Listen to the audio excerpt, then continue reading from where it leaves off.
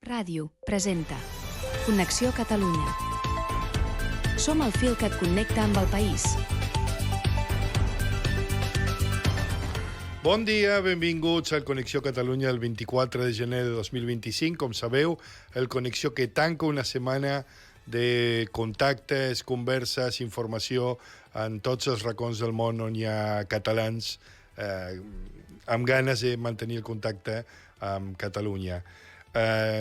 Us acompanyem, com sempre, qui us parla, Germà Capdevila, amb la Júlia Net Valiente. Bon dia, Germà. Bon dia. I la Cora Lavedra. Bon dia. Com esteu? Bé. Doncs molt bé, la veritat. Doncs avui tenim un programa intens perquè abordarem un tema que segurament a l'exterior no ha arribat amb tanta intensitat com aquí, que és aquell discurs del guionista de La Casa en Llames als Premis Gaudí. Eduard Sala. Eduard Sala, gràcies. Sola. Sola? Sola. És que avui tenim Sola, sí, un tenim convidat plana, que és tenim així de sala. Sí. No serà fàcil, no. això. Doncs us deia, conversarem sobre aquest discurs polèmic perquè d'alguna manera recupera un concepte que semblava oblidat, com és el del xarnego, i parlarem d'això amb la Mireia Plana, que és la vicepresidenta de Plataforma per la Llengua. I ens acompanyarà aquí a l'estudi l'Isidre Sala, ja el coneixeu perquè està moltíssimes vegades, exdelegat del govern als Estats Units, per analitzar una mica el retorn de Donald Trump a la Casa Blanca i com això ens pot impactar. Júlia, ajuda'm a recordar-li als oients... Recordem, sí, totes les connexions que tenim. Tenim dilluns, ens en anem fins a Luxemburg. Dimarts fem connexió amb Argentina, La Plata. El dimecres ens en anem a Madrid. Dijous ens remuntem fins a Mèxic i divendres acabem aquí a Connexió Catalunya. Sí, també ja sabeu que ens podeu seguir a totes les xarxes, @RapRadioBSN, escoltar per totes les plataformes de podcast, pel YouTube o pel web. I ara sí, Germà, comencem amb el bloc d'actualitat. Som-hi. El bloc d'actualitat. Connexió, el fil que et connecta amb Catalunya. Aquest dimecres passat es va rebutjar al Congrés dels Diputats el decret òmnibus amb els vots de Junts, el PP i Vox al ple del Congrés dels Diputats. Recordem que aquest decret el que feia era regular les pensions del 2025, les bonificacions al transport públic, i en el marc de la negociació tan dura entre Junts i el PSOE, Junts ha decidit votar en contra i això ha provocat una mica un terrabastall polític. Míriam Nogueras denuncia de nou els incompliments al seu parer del pacte d'investidura i explica que no toleraran cap més xantatge per part del govern. Mentre no es compleixen els compromisos assolits amb la seva formació, no hi haurà els vots del seu partit. Escoltem-la. El que avui tomba Junts és el trilerisme. És la mentida, la seva mentida, la seva gandoleria, les seves manipulacions, la seva prepotència, el seu xantatge, els seus incompliments, perquè els recordo que avui fa un any que es van tancar uns acords que a dia d'avui encara no s'han substanciat. I lamentablement això no és nou. Aquesta és la seva manera de fer. En l'àmbit de l'habitatge, el sector immobiliari veu un 2025 positiu i amb bones perspectives després de l'anunci de les noves mesures anunciades pel govern. Vicenç Hernández, el president de l'Associació d'Agents Immobiliaris de Catalunya, ha afirmat que durant el 2024 hi ha hagut voluntat política per solucionar el problema. D'altra banda, s'ha mostrat comprensible amb el malestar generat i afirma que s'han de solucionar molts problemes i per fer-ho s'ha de créixer en oferta d'habitatge lliure, de protecció social i assequible tant de lloguer com de compra. Les perspectives per aquest any continuen sent bones, si ens centrem únicament en l'activitat professional, baixada de tipus d'interès, voluntat de finançament i gent que vol comprar, perfecte per la nostra activitat, però lògicament nosaltres pensem una miqueta en clau país i en clau país creiem que hi ha moltes coses a nivell del sector que s'han de solucionar. Hi ha una part positiva que malgrat que nosaltres hem sigut molt crítics els últims anys amb les mesures que s'han intentat fer i que no han donat resultat per solucionar el problema de l'habitatge, sí que és veritat que ara, aquest any, 2024, hem vist una voluntat de donar solució a un problema que sempre hem dit que és polièdric, que és un problema que no és només posar un topall als lloguers. S'ha d'afrontar des de moltes perspectives. I ara, en converses amb l'Ajuntament Generalitat i del Govern d'Espanya sí que estem veient que com a mínim entenen l'arrel del problema, la dimensió del problema, i com a mínim estem veient que almenys les propostes que s'estan fent, després ja veurem si es fan o no, si es duen a terme, però les propostes creiem que van en general, amb alguna excepció, en línia per solucionar el problema. Passem al sector de ciències, ja que l'Hospital de Sant Joan de Reus acollirà una unitat d'investigació clínica pionera a Catalunya. El projecte, liderat per l'Institut d'Investigació Sanitària Pere Virgili, ha rebut una subvenció de 4,3 milions d'euros per dur a terme aquesta unitat, la qual es preveu engegar motors el 2026. Així ho explicava Joan Vendrell, el president d'aquest Institut d'Investigació. En aquest projecte d'aquesta convocatòria hi ha tres parts ben definides. Hi ha la part d'estructura, que consistirà en la realització d'una obra d'uns 500 metres quadrats aproximadament per portar a terme els estudis i els assajos clínics, i una àrea de diagnòstic radiològic amb l'adquisició i instal·lació d'una ressonància 3 tesles amb software específic per fer estudis metabòlics sofisticats, no? Però hi ha una altra part també que comporta recursos humans que serviran per donar assistència a tot el territori. Quan parlo de tot el territori, parlo de tota la província de Tarragona, els 850.000 habitants, per arribar a tots els centres sanitaris importants, hospitalaris, em refereixo, però també a les consultes d'assistència primària dels metges de família. Volem que tothom estigui interconnectat. En l'àmbit educatiu, el col·lectiu Docents.cat ha convocat als docents a no corregir els exàmens de selectivitat com a mostra del seu malestar. En un comunicat insisteixen en la necessitat de recuperar la tercera hora lectiva de llengua catalana tant a l'ESO com al batxillerat, que és una demanda que porten fent des de l'any 2008. El col·lectiu, a més, ha criticat que no se'ls té en compte com a docents, sinó només quan interessa al departament. Ara acabem amb una notícia de cultura, i és que Emma Ferrer ha estrenat una nova exposició a Nova York, a la sala Spark Contemporary, anomenada The Scapegoat. L'artista és la neta de l'actriu Audrey Hepburn i Mel Ferrer, i la història és curiosa perquè l'actor estatunidenc era fill de Josep Maria Ferrer, un català que va emigrar en terres cubanes. La seva besneta, tot i que és nascuda entre Suïssa i Itàlia, encara conserva el cognom català Ferrer, sent així el seu nom artístic Emma Ferrer. M'ha agradat molt això, No sabia aquesta història. Has vist? Molt interessant. Ara, per acabar de tancar aquest bloc d'actualitat, anem al descompressor. Som-hi. El descompressor. Connexió. El fil que et connecta amb Catalunya. Bé, avui al Descompressor portem un vídeo de 3CAT en el que els periodistes de la televisió pública preguntaven als joves del carrer per la figura de Franco, ara que fa 50 anys de la seva mort. Les respostes són ben extraordinàries.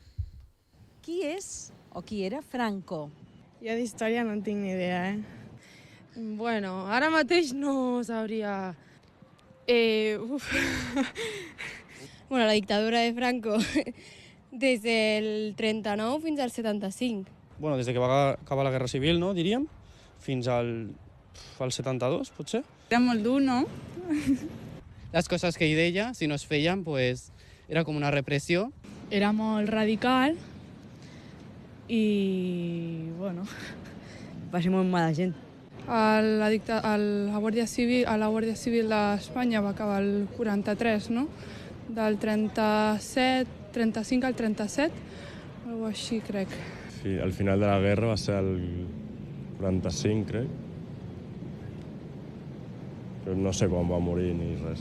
Ve una persona que va condicionar el nostre país molts anys, amb moltes ombres i alguna llum, sembla ser. El dictador espanyol entre el 39 o 36, depèn de quines parts, fins al 75, sí. Era el noi de la Guerra Civil? El noi de la Guerra Civil. El noi de la Guerra Civil m'ha agradat perquè al final, al ser tan petit, vull dir que potser encara no ha arribat a aquesta part de la història, no? Però la resta és ben bé per... És devastador. Jo he de dir que, bueno, a veure, no s'ha de desconèixer aquestes figures, però prefereixo que no coneguin qui és Franco, que realment que hi ha l'altra part de la població que segueixin i que aplaudeixin el seu discurs. Clar, el problema és que si no ho coneixen són... És fàcil que acabin creient-se els seus discursos. Diuen que els pobles que no coneixen el seu passat estan condemnats a repetir-lo. Sí. I això realment fa... Se suposa que el descompressor és per riure i d'allò, però a mi me deixeu més preocupat que abans. Què us sembla si deixem estar a Franco? Ben mort està, celebrem que fa 50 anys que està així. Sí, i que així sigui. I que així sigui. I que així sigui per molts anys més. Anem al reportatge. El reportatge. Connexió. El fil que et connecta amb Catalunya. Comencem el reportatge parlant dels Premis Gaudí, ja que diumenge passat va haver-hi la 17a gala dels Premis Gaudí de l'Acadèmia del Cinema en Català, que organitza aquest esdeveniment des del 2009 per tal de difondre i donar valor a l'audiovisual del país. Enguany es premiaven els projectes del 2024 i ha estat el millor per les propostes cinematogràfiques catalanes amb diferència, amb números d'espectadors en les pel·lícules que no s'havien aconseguit mai. De les nominacions més sonades hi havia el 47, Casa en Flames o Polvo Serán. Casa en Flames va aconseguir el premi a millor guió original juntament amb 2 guardons més.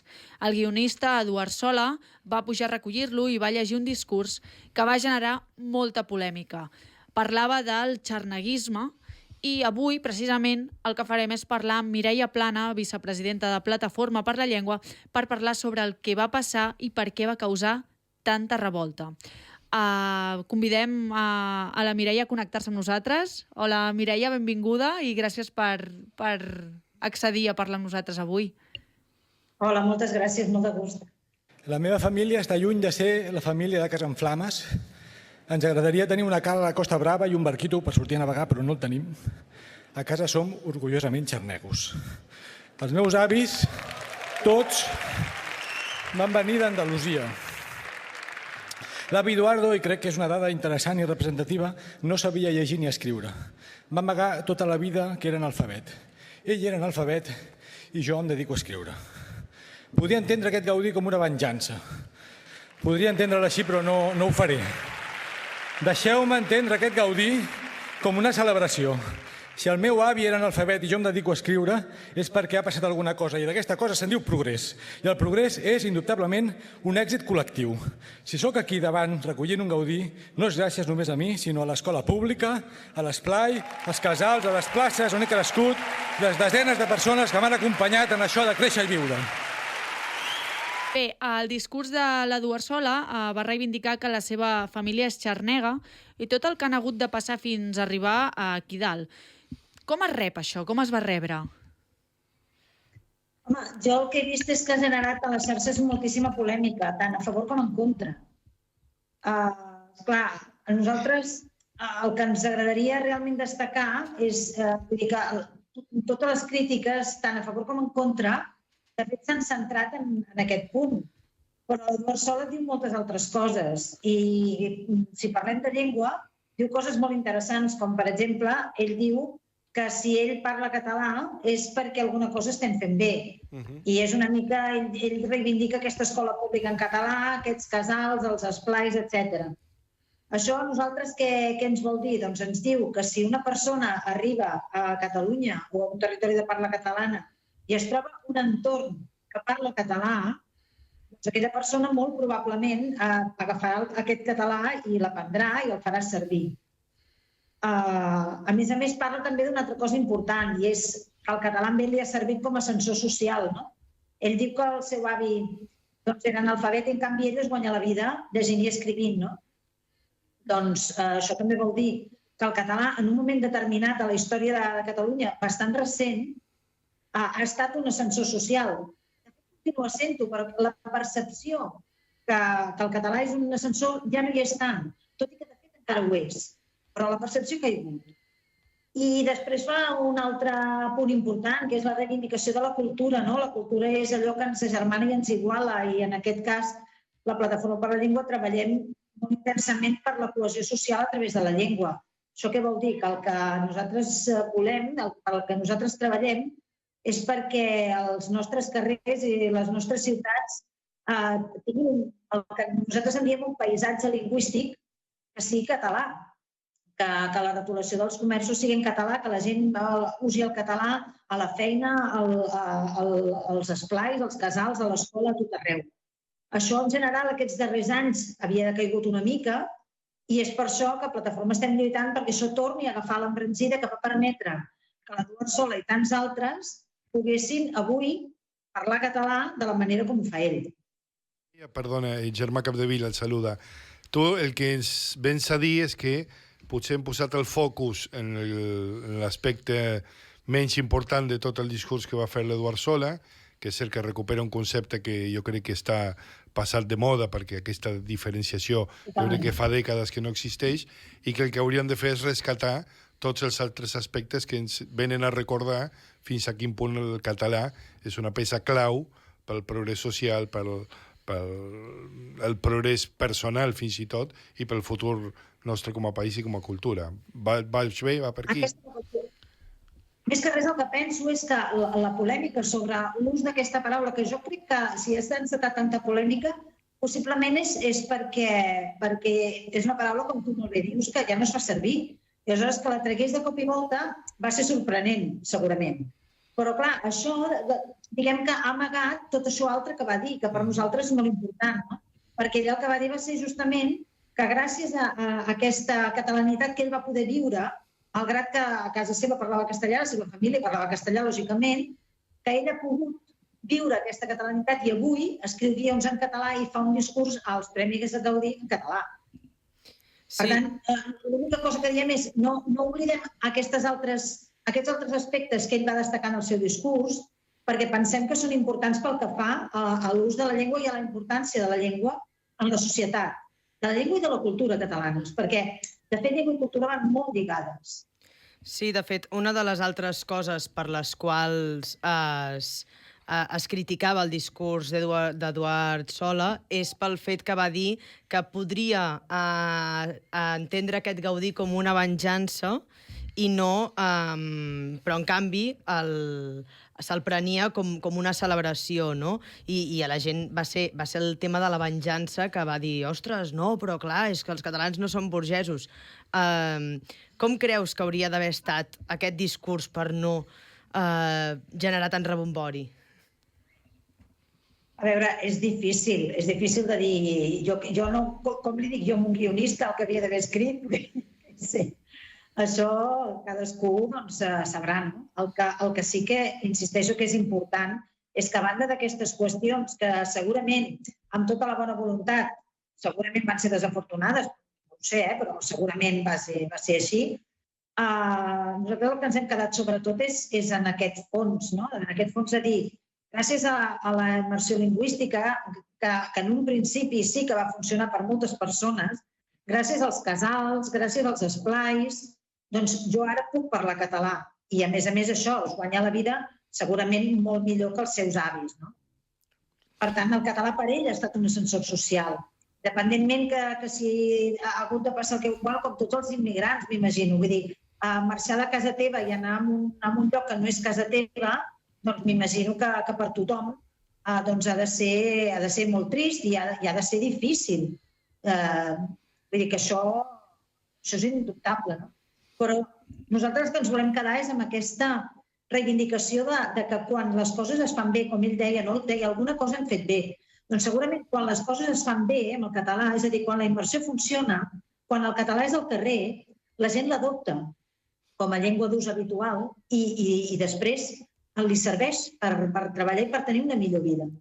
Per tant, millor que això, jo crec que aquest és un gran missatge, en realitat. I tant que sí. Mireia Plana, vicepresidenta de Plataforma per la Llengua, gràcies per haver-nos ajudat a posar el focus a les parts importants d'aquest discurs i esperem des d'aquí contribuir una mica a que ens ocupem d'allò realment important. Moltes gràcies per aquests minuts. Gràcies a vosaltres.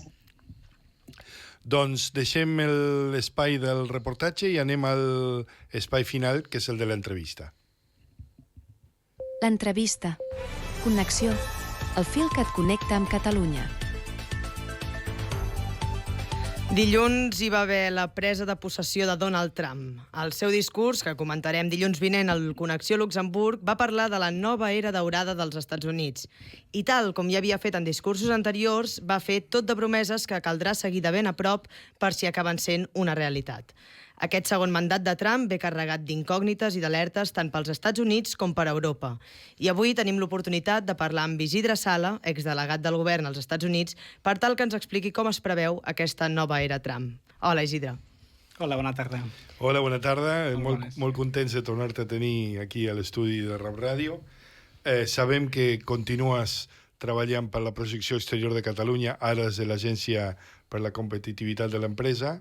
O sigui que això t'obligarà a continuar pendent del que passa als Estats Units com l'economia més gran del món, no? Sí, sense cap mena de dubte, i a més que tot és molt recent i he viscut aquestes eleccions, no?, tan transcendentals des de Washington, no? Ha sigut, en aquest aspecte, un privilegi. Excepte el resultat, ha sigut tot un privilegi de veure com ha anat tot plegat i, evidentment, sé que això posa en preocupació. Hi ha un contacte amb molta gent d'allà que m'està explicant algunes coses bastant esgarrifoses. Més enllà del discurs, hi ha...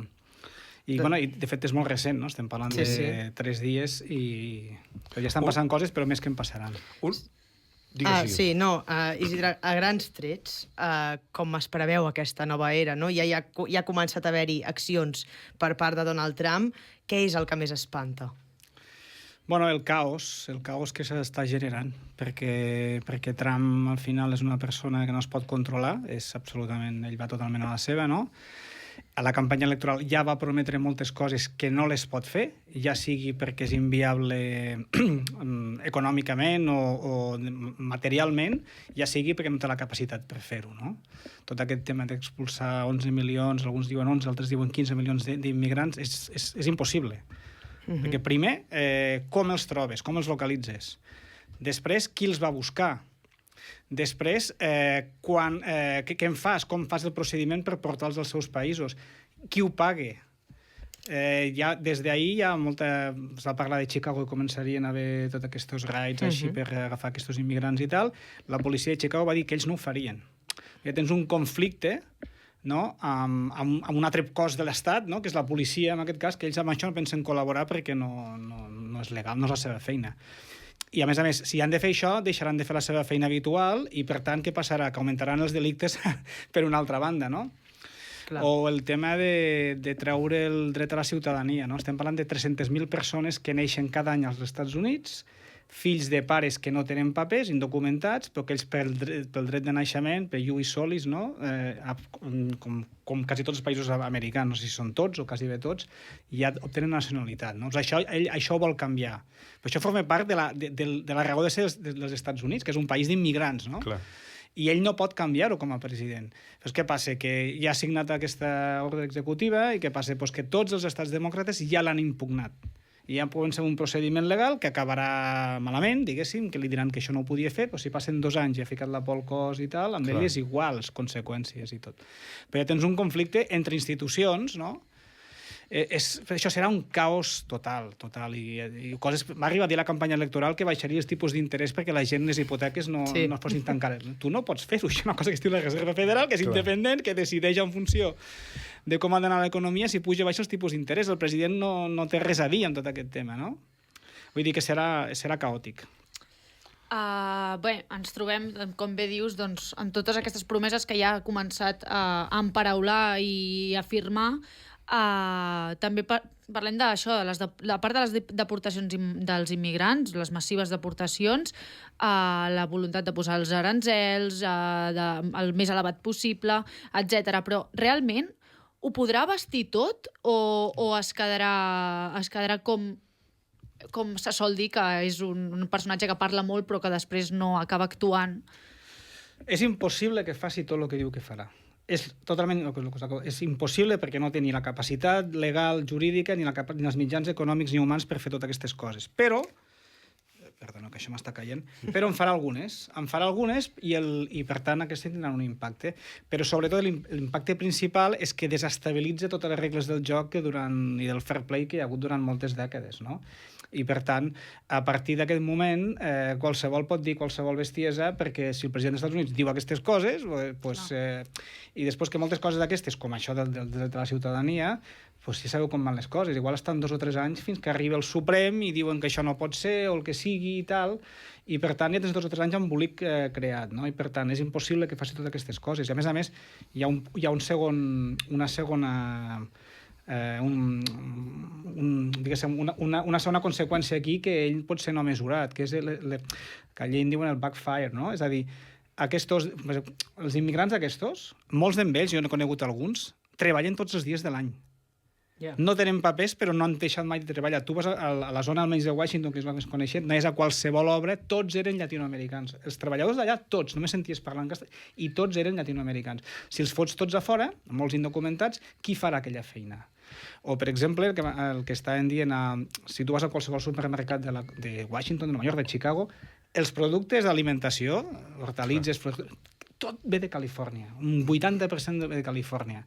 Aquests dies diu que a Califòrnia un 70% dels treballadors no s'estaven presentant al lloc de treball per por a les deportacions. Clar, perquè no tenien papers i que arribi allà la policia, se'ls emporti, els porti cap a Mèxic o cap on sigui.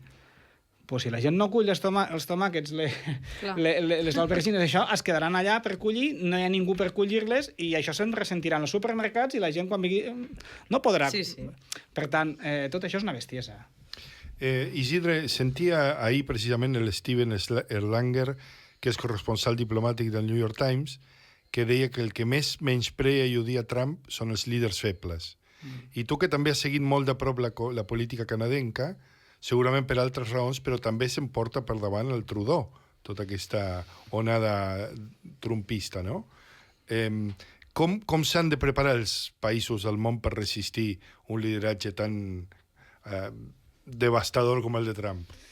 Bueno, complicat, està clar, perquè al final no deixa... Si el Trump fos, diguéssim, el president d'un país petit d'Àfrica o Àsia, probablement no tindria aquest impacte, no? Però és encara la primera economia del món, és un país que durant, diguéssim, tota la nostra vida, no?, que recordem, ha sigut el poder hegemònic, no?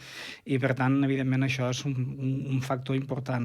El cas del Trudeau és cert que precipita el seu final, però ja era un líder que estava feble, amb un país molt fragmentat, amb un equilibri molt estrany de poder, i que era molt complicat, i ja portava uns quants anys, ja, diguéssim, a la corda fluixa, i s'anava aguantant, i algun dia això havia de caure, no? Per tant, jo no atribuiria tant al Trump. Si el Trump dona estocada final, si tu vols, però ja estava ferit, ja no podia resistir. Al final, el problema és l'aritmètica parlamentària que tenia ell a la Cambra dels Comuns, que no podia fer res al Canadà, i per tant només falta que l'amenaça aquesta dels aranzels i tothom diu, i què penses fer tu? I no articula cap resposta, diguéssim, doncs això precipita la seva caiguda, no? Però, bueno, altre cop aquest concepte que dèiem abans, no? És a dir, en moltes coses hi ha un tràfic molt important entre Estats Units i Canadà, i segur que Canadà depèn més dels Estats Units que dels Estats Units i de Canadà, però Estats Units també es beneficia d'aquest comerç amb Canadà, i per tant Nova York, si no fos per les centrals hidroelèctriques del Quebec, estaria a les fosques. Clar. Sí, té un discurs una mica pel que m'ha semblat anar veient, de dir coses que afecten més als Estats Units a vegades que no pas als països de fora, no? I la gent, com que són discursos incendiaris, se'ls creu i diu, clar que sí, perquè no té el coneixement per poder entendre que això els acabarà afectant més amb ells que no pas a la gent de fora. Què pretén fer amb això? Perquè quan comenci a no aplicar totes aquestes mesures o les apliqui i vegin que realment aquí els efectes amb ells, què passarà? Jo crec que, clar, jo no desconec, diguéssim, l'estat mental d'aquest personatge, perquè no sé què és el que ell està pensant. Per una banda, potser s'ho creu, per una altra banda, potser calcula que al final són 4 anys, no?, el que li queden, i que les conseqüències es notin més enllà, no? Ara que deia la Cora em feia pensar en el Brexit, no? 5 anys després és un desastre, el Regne Unit, però els polítics que ho van impulsar encara estan allà i estan assegurant que la cosa anirà bé, no? Sí. Per tant, ell considera que potser pot sobreviure aquests 4 anys. I si no, tindrà qui fotre-li les culpes, no? Serà el Tribunal Suprem, serà els governadors demòcrates... Evidentment, això en sap molt. Els que tenim mala peça al teler són els europeus, no? Perquè per una banda diu que no vol pagar més la factura de la defensa, diu que les guerres no li interessen i s'han d'acabar, el cost que sigui, i diu que el superàvit comercial que té Europa amb els Estats Units és insostenible. O sigui que rebrem per totes bandes. Sí, probablement, però a la vegada als Estats Units tampoc no és, diguéssim, no és el que havia estat, tampoc no. Vull dir, al final, els Estats Units també és un país que depèn també de tota la resta de l'economia per funcionar, no? Vull dir, i amb tot això del Covid es va veure, per exemple, en el tema aquest dels microchips, no? Que tots es feien a Taiwan. De cop i volta tots sabíem que els microchips es feien tots a Taiwan. No? Això no pot ser. Què va fer el Biden a la seva reacció? Promoure que es construïssin fàbriques de microchips dintre dels Estats Units. Però això és una reacció lògica que diu, ostres, això és un punt feble que tenim a la nostra estructura, no? L'altre, els discursos incendiaris i tal, bueno, ficar aranzels al Canadà i a Mèxic és contraproduent, primer perquè ell diu que generarà uns ingressos increïbles pels americans que podran viure millor i tal, però provocarà una inflació brutal, perquè, clar, de fet, moltes d'aquestes empreses que porten productes als Estats Units d'aquests dos països són empreses americanes que han anat a fer inversions, en aquest cas, sobretot a Mèxic, no? A la frontera amb Mèxic, perquè és pels costos i és més barat, etc i tal. Els famosos maquiles, no? Però són per vendre als Estats Units, no és per quedar-se el producte a Mèxic. Per tant, si fiquen els aranzels en aquelles empreses, són empreses americanes que hauran de pagar aranzels pels seus propis productes i que, per tant, els consumidors hauran de pagar un 25% més. Per tant, no crec que estiguin molt contents, no?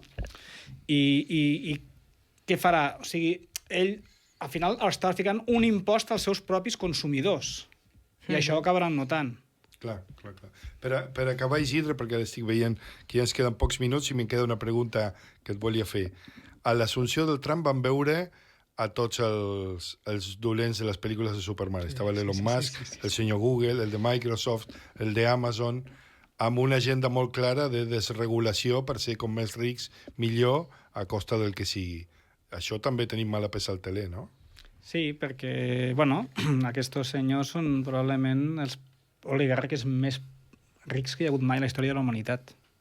Literalment. I, per tant, si aquests tenen... es coordinen entre ells i, a més, tenen a la Casa Blanca una persona que... Barra lliure.